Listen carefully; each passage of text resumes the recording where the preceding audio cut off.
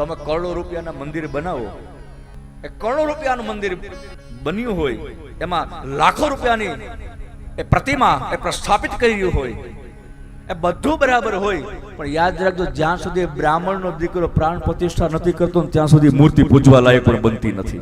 प्राण ही नहीं है, किसकी पूजा करोगे, किसकी अर्चना करोगे? प्राण ही नहीं है, ये तो निष्प्राण मूर्ति है. ત્યાં સુધી મૂર્તિ જ કહેવાય. જ્યાં સુધી પ્રાણ પ્રતિષ્ઠા મંદિરની નથી થતી ત્યાં સુધી મૂર્તિ જ કહેવાય. મૂર્તિ અને મૂર્ત સ્વરૂપ. પણ જ્યારે પ્રાણ પ્રતિષ્ઠા થઈ જાય છે પછી એને મૂર્તિ નથી કહેવાતી. દોષ લાગે. કોઈ મંદિરની અંદર પ્રાણ પ્રતિષ્ઠા થયા પછી એને મૂર્તિ શબ્દનો પ્રયોગ ન કરી શકાય.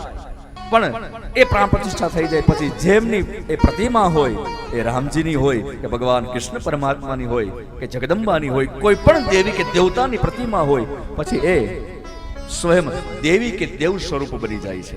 પછી સ્વયં નારાયણી હોય તો નારાયણ સ્વરૂપ બની જાય છે. પ્રાણ સંચાર સમજાય છે? એ પ્રાણ સંચાર બ્રાહ્મણો એટલે તો નામ રહ્યું તો પ્રાણ પ્રતિષ્ઠા. એ બ્રાહ્મણ દ્વારા પ્રાણ પ્રતિષ્ઠા થઈ શકે. આ ઐશ્વર્ય, આ સામર્થ્ય આ બ્રાહ્મણોની અંદર રહેલું છે સાહેબ. અને ભગવાન આદિનારાયણ આ સામર્થ્ય બ્રાહ્મણોને પ્રદાન કર્યું છે.